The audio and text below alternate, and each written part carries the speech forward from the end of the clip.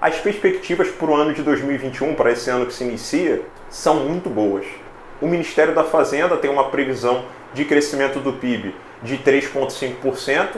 O FMI, Fundo Monetário Internacional, tem uma previsão estimada para o Brasil de crescimento de 3,6%, assim como a taxa Selic tem uma previsão de subida de 2% para 3%, que ainda assim é um valor muito inferior ao que ocorria com a Selic no período dos governos petistas, que criou um fenômeno que assolou o Brasil, o fenômeno do rentismo. Eu, particularmente, não tenho nada contra o rentismo. O único problema é que isso é muito bom para o rentista, é muito bom para o grande investidor, porque ele aplica o seu dinheiro, tem um retorno alto, assumindo poucos riscos e que não é um capital produtivo. A partir do momento que você abaixa a Selic, força aquele grande investidor a assumir mais riscos, a empreender, a gerar empregos e, consequentemente, gerar riqueza, isso é melhor para o país. Em contrapartida, é um risco maior para o investidor. Por isso que a gente fala, por isso que a gente tem o consentimento de que o Brasil era o inferno dos empreendedores nos governos petistas e o paraíso dos rentistas. Sem falar que agora, para essa eleição para a presidência da Câmara, no qual o governo federal está apoiando a candidatura do senhor Arthur Lira, apoio esse que já conta com quase 200 deputados, que torna muito próximo de uma vitória, e o senhor deputado Arthur Lira, que já se posicionou publicamente, dizendo que é favorável, que contribuirá para as privatizações, porque a gente sabe que um dos interesses do ministro Paulo Guedes para esse ano é de privatizar 4 estatais, dentre elas a Eletrobras.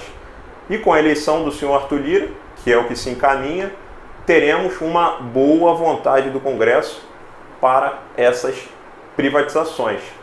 O fato do governo federal já ter o apoio de praticamente 200 deputados para a eleição do senhor Arthur Lira é muito positivo para o Brasil, até porque o presidente Jair Messias Bolsonaro era criticado pelo MBL, pelos esquerdistas, pelos opositores do governo, de ser um governo que não tinha capacidade de articulação, não tinha capacidade de diálogo. Não, nada a ver, irmão. E isso, na prática, se mostrou uma piada, uma mentira. Porque uma das virtudes desse governo hoje é justamente essa capacidade de articular. E detalhe, sem entregar cargos de primeiro escalão para partidos políticos. O Bolsonaro não noteou nenhum ministério para partidos políticos. O próprio Fábio Faria, que é do centro, né, na política, não é ideologicamente considerado de direita, extrema-direita, ou direita liberal, ou direita conservadora, nada disso. O próprio senhor Fábio Faria foi uma escolha pessoal do presidente, que inclusive foi muito bom. O senhor Fábio Faria vem fazendo um ótimo trabalho, melhorando a comunicação do governo. Ah, Pedro, mas aí o Bolsonaro teve que criar um outro ministério para indicar o senhor Fábio Faria. Só que a gente tem que pensar o seguinte, eu sou muito favorável à comunicação através das mídias digitais, mas nem todo mundo tem acesso à internet. O presidente da República ele tem que falar para todos, inclusive para aqueles que não têm acesso à internet e usam a televisão ainda como a sua fonte principal de colheita de informação. A gente sabe que para um país se desenvolver, para um país se industrializar, para um país crescer, ele precisa combater privilégios. Ele precisa de instituições fortes, ele precisa se industrializar, ele precisa avançar tecnologicamente, ele precisa realizar privatizações, ele precisa principalmente ter um controle de gastos públicos.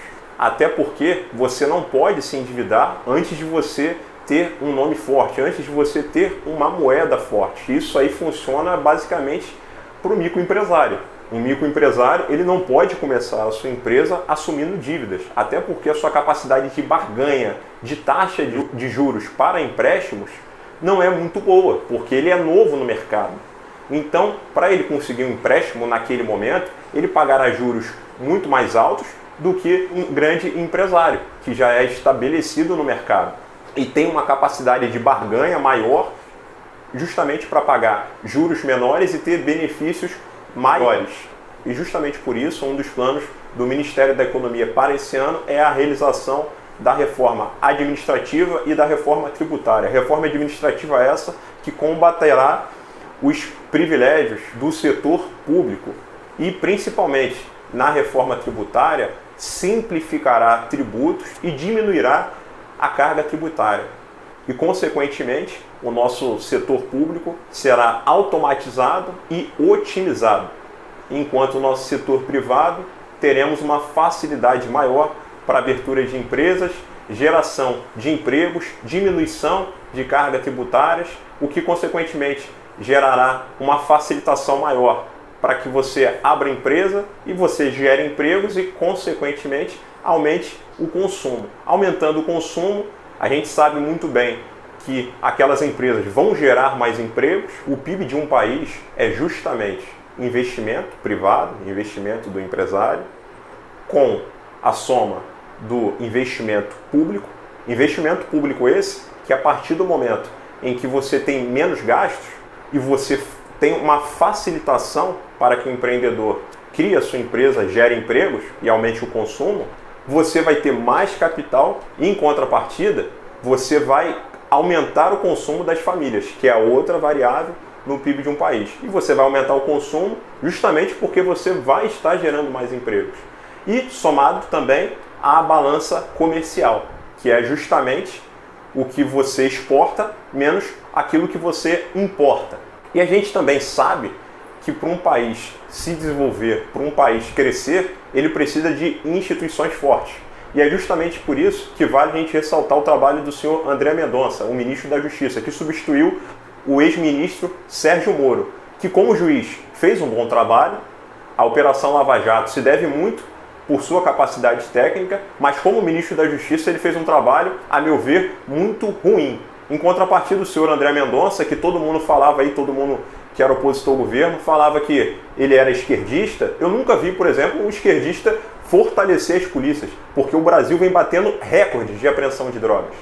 O senhor André Mendonça fortaleceu o policiamento de fronteiras, atuando de forma integrada com a Polícia Civil e com a Polícia Militar. Além disso, o Ministério da Justiça tirou os líderes de facções criminosas, lideranças de PCC, de cadeias de prisões estaduais e encaminhou todos eles para presídios federais. A gente teve justamente uma queda da taxa de homicídios.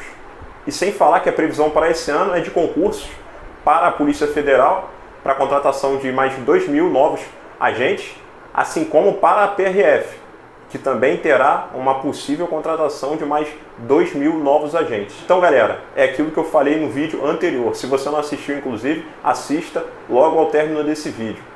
O vídeo que foi sobre a retrospectiva do ano de 2020.